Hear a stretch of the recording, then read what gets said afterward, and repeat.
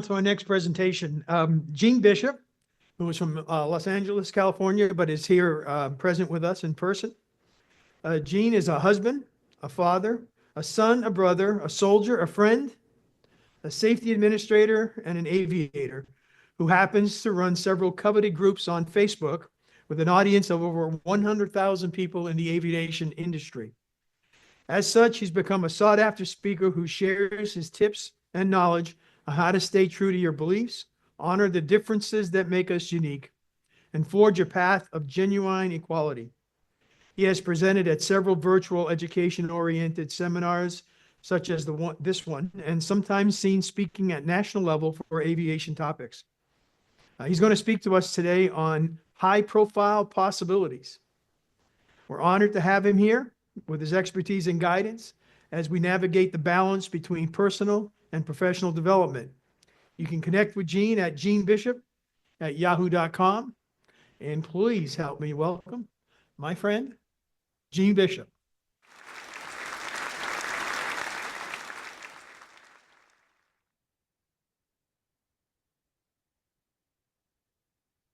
Welcome.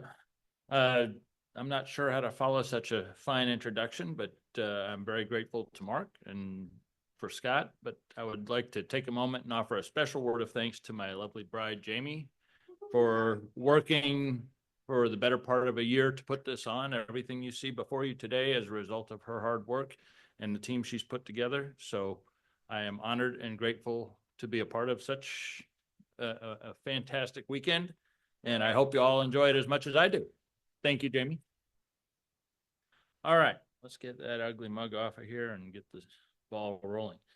So, as Mark alluded to, I am a corporate pilot. I fly a private business jet and deal with high net worth individuals on a daily basis. I've been doing that for the better part of the last 20 years. And in that time, I've developed some unique insights that will hopefully help you build your businesses and attract some high net worth clientele, if that is your goal. During this presentation, we are going to talk about what constitutes a high net worth individual, identify some common character traits, and suggest strategies to attract and retain them as clientele. They also come with some unique challenges, and we will discuss those briefly. And I'll also outline some key factors that you can take with you to hopefully help you succeed in dealing with these sorts of people, because they are a rather unique breed, and they offer some unique challenges. Okay, so what is a high net worth individual? Generally speaking, it's somebody with over $1 million in liquid assets by definition. There are some subcategories that include, what did I do? I don't know. I hit the wrong button. There we go. Didn't I tell you? You did. I had my finger on the big green arrow.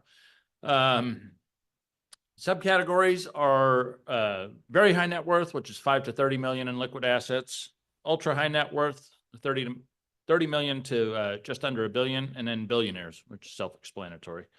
I, generally speaking, deal with the last two categories in my day-to-day operations. So that's kind of what I'm going to focus this presentation on. Where are they located? They are spread throughout the world. Numbers kind of speak for themselves. The largest concentration is right here in the United States. And let's see, I'll just let you all read those. I don't need to read them for you. But you can see they're spread all over the world. And these are, for the sake of brevity, these are ultra high net worth individuals worth a minimum of $100 million. What sets them apart? Mostly they are self-made. There are some that inherit their wealth, but more often than not, they're self-built and they've built their fortunes from scratch. They're extremely aggressive individuals. They are willing to accept greater risks. They go out of their way to seek out those risks, and they want what they want when they want it. And above all else, they don't like to be told no. They're extremely inquisitive. They will ask all kinds of random off-the-wall questions that most people don't think about. And they look at things from all angles. My boss, it would take him 45 minutes to pick a flavor of ice cream. And that's not because he's indecisive, it's because he wants to look at it from a 360-degree point of view and have all of the facts, or as many of the facts as he possibly can, to make an informed decision. And that's something I've learned from him, and hopefully you'll find that helpful as well. They seek out subject matter experts. Generally speaking, they understand what they know, but more importantly, they understand what they don't know, and they'll go out of their way to find the people who do, who can advise them. And that's kind of my job from the aviation standpoint with my boss. Common character traits, they're extremely disciplined individuals. They believe in the power of hard work. They're sleep, rest, and relaxation are secondary concerns. They're some of the hardest working individuals I know. Generally speaking, I would estimate they get an average of 4 to 6 hours of sleep per day. The rest of the time is spent working. They are perfectionists. Good enough isn't. So if that's the best you can offer, then this presentation probably isn't for you. They want the best of the best, and that's what they expect from themselves. That's what they expect from the people they work with, and that's what they will expect from you. Common character traits, extremely intelligent. Doesn't necessarily mean book smart. Most of them test near the genius IQ level, whether or not they've got a formal education. I know several individuals who are self-made, and one had a 8th grade education and is now a multi-billionaire. So in this regard, intelligent doesn't necessarily equate to education level. They are all extroverted. They interact extremely well with others. They are sociable, they're personable, and they go out of their way to build their networks. They talk to everybody, they maintain relationships, they maintain friendships, and their personalities are generally a business asset, and they use them as such. It's amazing to watch them interact with each other. They're people who've just come together and just met each other, but the way they talk is like they're old friends.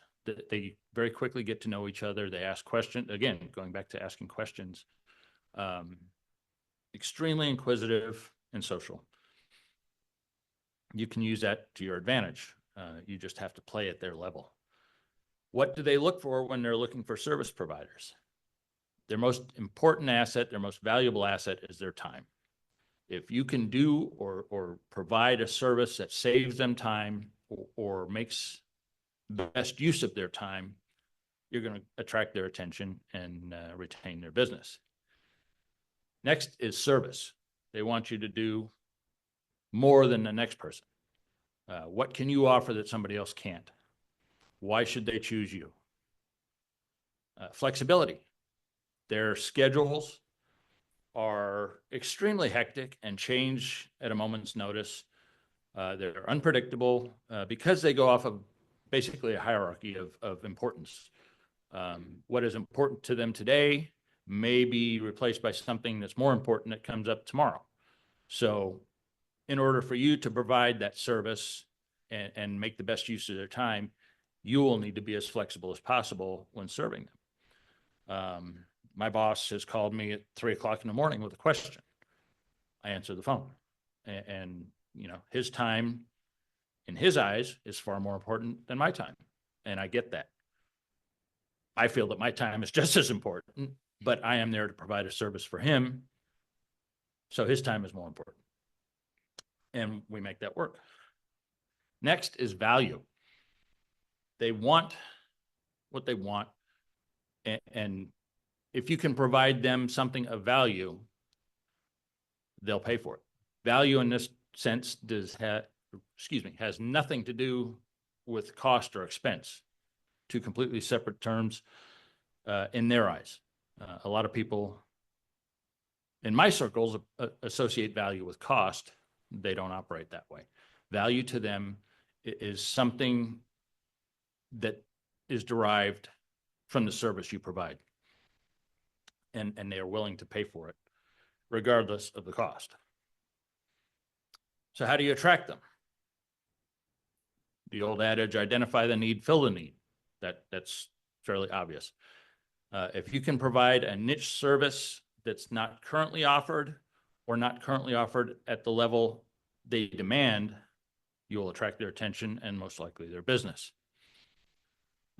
You have to constantly develop and refine your offerings.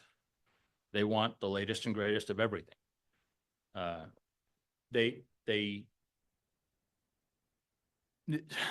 Going back to what I was talking about, how they interact with their friends and their circle of influence, it's not necessarily a one-upsmanship, but in a manner of speaking, it is. They want the latest and greatest, and they want to be able to go to their friends and say, look what I got. Look who's doing what for me.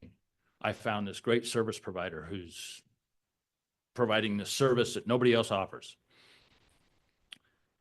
But when it gets old, when it gets stagnant, they move on. So you need to constantly refine and develop and keep it relevant to what they're after.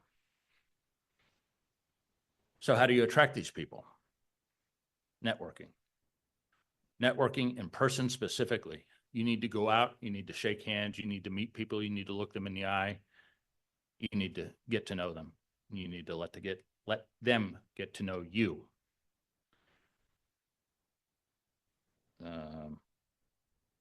What did we do here?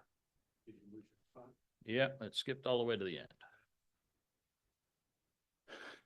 end. I apologize. I can fly airplanes. I can't operate computers.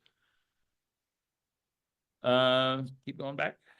How do you attract them? There you go. Right there. Perfect. Develop. There's two. How do you attract? Is it this one? Next one. Yep. Okay. You got it. There we go, I think. Okay, how do you attract them? Network in person. There, that's where we were. Thank you. My big fat finger was on the wrong button. Charity fundraisers, very popular. Golf courses and higher end golf courses most of the time. Philanthropic organizations, art museums, and community events, great places to meet and interact with these people. Most of the time, they're rather expensive to get into, and that's by design. If you want to play, you got to pay. But used properly, these are great resources. And if you can get out and get involved in a charity organization and go to a philanthropic dinner or something, the rewards are there for you to take. Again, don't rely on online, social media, emails, whatnot to attract these people. That's not how they operate. It's not how they think. They spend very little time online, generally speaking. Most of their time is spent in person. So that's where you need to go. That's how you need to present yourself. You need to be polished. You need to have your elevator speech done in such a way that it doesn't sound like an elevator speech. You need to be able to present your offerings in such a way that it's going to grab their attention in a short period of time. How do you keep high net worth individual clients once you've got them? First and foremost is their trust. These people talk amongst themselves and they know things. They won't usually ask you a question without at least having an idea as to the answer. So if they think you're exaggerating or lying to them or stretching the truth, they're going to pass you right by and keep going. If once they've given you their business, they have any reason to doubt your integrity or the things you're telling them, they'll move on and they'll take their business and they'll take their friends with them. Again, you need to continue to evolve and innovate. Your products and services need to be fresh, new, and relevant at all times. These people move constantly. They're constantly looking for the best and the latest and the greatest. And the rat race comes to mind. It's not necessarily one-upsmanship, as I said, but in a way it is. They want you to be able to give them something to tell their friends about. So make sure you can. Stagnation will kill your relationship with them. And they won't come to you and say, hey, you haven't updated your services in the last year. They'll just quit and move on, and that'll be the last you hear of them. So it's a continuous process of evolution and revolving. And again, value. Why should they continue to bring you their business? Why should they continue to pay you rates above and beyond what the average individual will pay you? You need to be flexible. You need to be timely. Never say no. Even if it's something completely outrageous that you know you can't do, give them options. You turn it around and present them options so that they can make a selection of things that you can provide while helping them think that it's their idea. Somebody asked me what, with what I do, flying jets, when do I cancel a flight? I've never canceled a flight. I've not flown quite a few times, but I've never canceled a flight. My employer cancels the flight. I provide him options and explain to him why it's not a good idea to fly right then and there, whether it's for weather or aircraft maintenance or whatever. I don't say no. I say, well, why don't we wait a couple hours and we'll go later? Or why don't we go a little bit earlier? Or what if you do it this way or maybe that way? I never say no. And neither do any of the other pilots that I associate with. We are problem solvers. We are there to provide a service, and we give our employers and our passengers options. And if it's something we can't do, it's vitally important to give them alternatives. So, common challenges, they talk to everybody. That can be good, bad, that depends on you. If they love your service, if they love your product, they're going to tell everybody they know. If they don't, they're going to tell everyone they know. So keep it relevant. Their time, again, is worth more than your time in their eyes. They are the customers. They are paying you a premium. They expect premium service. You need to be willing as a service provider to go above and beyond to attract and retain the premium you're being paid. They won't accept anything but the best. They might accept it once or twice, but make a habit of it and they'll take their business elsewhere. And they'll do it very quietly. It's just one day you won't have their business anymore. They are constantly on the go. Schedules change. And as I said before, they have a definitive hierarchy. And at the beginning, you're going to probably be fairly low on that list of hierarchy, or list of priorities, rather. And that's okay.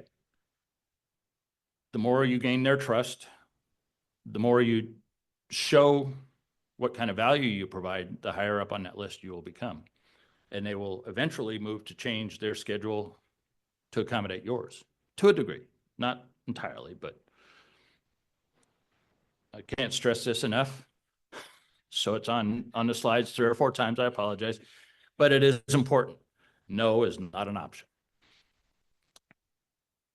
Always find an alternative. Never say no, or I can't, or I won't.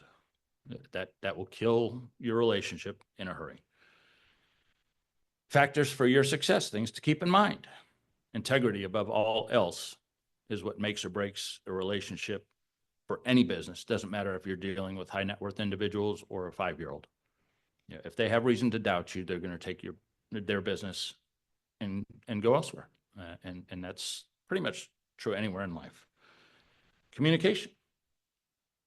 Make certain that they receive the message that you are trying to convey.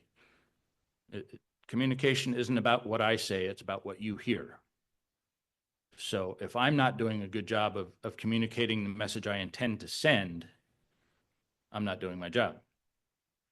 If you are not receiving the message I intend to send, I'm not doing my job. Be on time every time. This is another deal breaker. If you arrive 10 minutes early, you're on time. If the client arrives before you, you're late. If you arrive on time, you're late. Never, ever be late.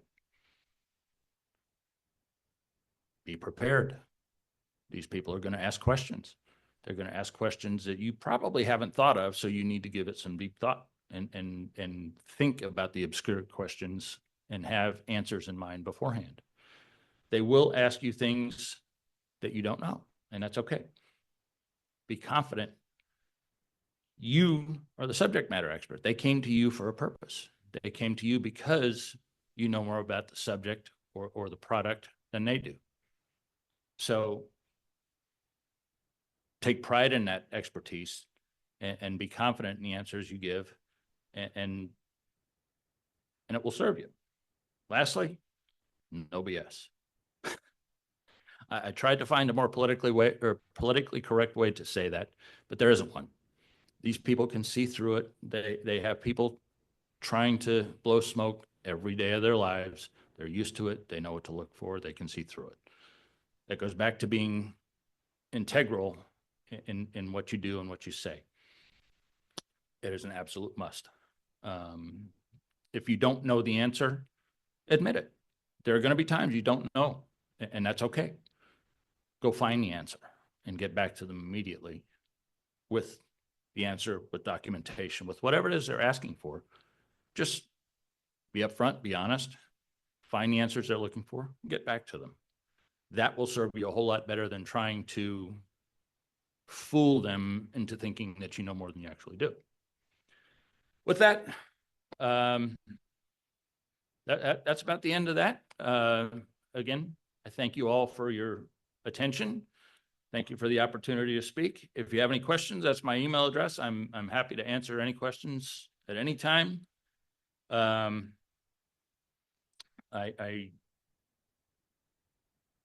you have any questions here now? As a matter of fact, I think Pearl is going to post a couple of questions for you. And Okay. so here she goes. I have one for you. Thank you again for your time. Jean, Thank you. question, well, more of a discussion. Want to talk a little bit about how your boss handles work, life, and family balance. Chat a little bit about that. Do they have it? Generally speaking, these people are experts at compartmentalization. When they're working, they're working. When they're playing, they're playing. And very little crossover between the two from what I've observed. My boss in particular places family life very high up on his priority list. And he spends a great deal of time with his family. And he's very respectful of my time with my family as well, which is one of the reasons I'm still with him. That it's, I won't say it's rare, but it's definitely a nice benefit in my line of work. A lot of people want you at their beck and call 24/7, and your life is secondary to their life, and my employer is not that way. So I'm very grateful for that.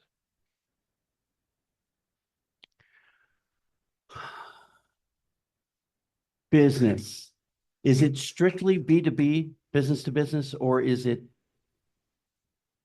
the other way? Or does it go both ways? Because these are high value individuals. So again, the question is, are you always in a B2B relationship with them, or is it sometimes a personal arrangement? It's an excellent question. keeping in mind that my experience is in serving them as a service provider, I am not in their parallel reality yet. Wow. It seems to me that most of their business relationships evolve from personal relationships.